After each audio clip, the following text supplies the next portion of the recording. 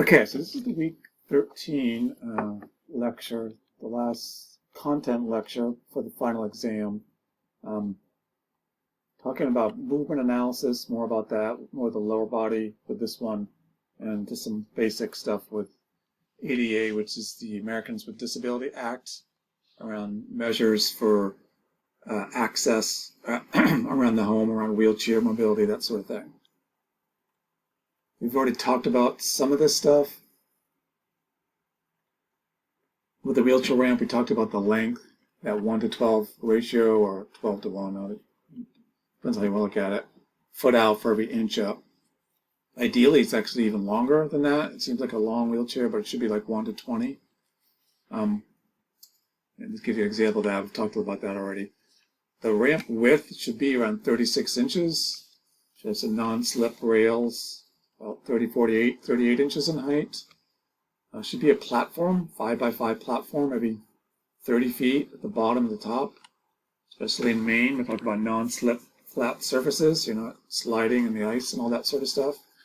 And this is good reference. I think it's in the narrative lessons book as well, because you're going to be out there at some point, especially if you do home health. They're going to ask you about ramps. How wide should it be? How long should it be? You can go to these kinds of resources and say, this is what the ADA recommends in terms of the ideal, safe kind of ramp. These are more measurements around the house for wheelchair access, the width of the doorways, the door handle height, thresholds, height of the desks, the hallways, toilets, sinks. This is all for ideal access for a wheelchair. So if somebody's coming home in a wheelchair, or it's going to be a long-term situation in a wheelchair, this would be, again, be a really good resource to help that person make their home the most accessible for them, doing these basic things around, a desk in the halls and that sort of thing. Living in a wheelchair in their house, basically.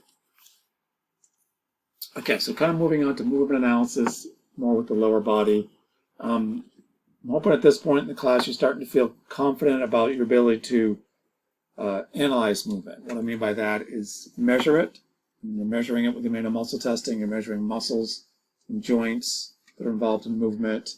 And you're kind of getting better knowledge about all the different anatomy that's involved. Between Jodie's class and this class, you know a ton now about anatomy. And I'm really hoping to kind of take what you've got and start to apply it, especially over the next couple of years, towards movement, especially functional movement. So you can kind of watch somebody do a particular task, or understand how somebody does a particular task, and figure out which muscles and joints are involved. Kind of analyze it and figure out what the problem is, basically. And that's what we do as OTs. People come to us with problems around function.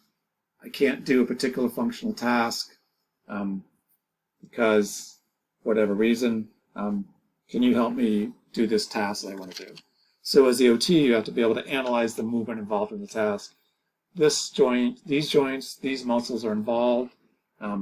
Let's see how you're doing with these particular muscles and joints. We'll measure your strength, we'll measure your goniometry, see or if they are where they are, if they're doing what they need to be doing, maybe they're not. So again, think about that chain of movement, the kinesiology, the analyzing the movement that we've been doing all semester. Where's the weak link in the chain? Somebody wants to do a task, and usually it's a very simple kind of task. Stepping into the shower, reaching into the stove, sweeping, mopping, making the bed, that sort of thing, doing the laundry. Analyze, okay, where's the missing link in the chain? Okay, your balance is off. You can't bend over because of your core. You can't stand up because you have a weakness in your quads or your gastrocs. Or you can't raise your upper extremities the way you need to because of weakness in your deltoid. You can figure that out now. You can watch somebody do a movement or understand a movement and figure out what's the key prime movers here. Do they have the strength to do what they need to do? If not, okay, this is the problem right here. It's your deltoids or it's your gastrocs. And we're going to do movements, exercises, occupations that are going to strengthen these muscles, get the strength and the motion back so you can do what you want to be able to do. Just kind of the bottom line here. I've kind of already done that in earlier PowerPoints with the upper extremity around the grasp.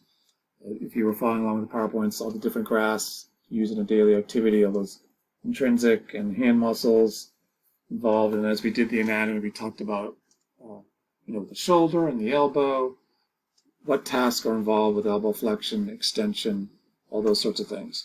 Now I just want to talk a little bit more about the lower body anatomy. Introduced a little bit of that earlier. We're not tackling that as in depth as, say, a physical therapist would, because usually we stick with the upper body, but the lower body is also a key part of doing tasks, so we do need to know about it, do need to be aware of it, if not to the depth of the practicums and the goniometry as we do the upper body. And again, it's all part of your growing ability to analyze movement and kind of realize the power, at least as an OT, the power of anatomy, of knowing anatomy and applying it to movement, so you can help people as a therapist do the tasks that are important to them.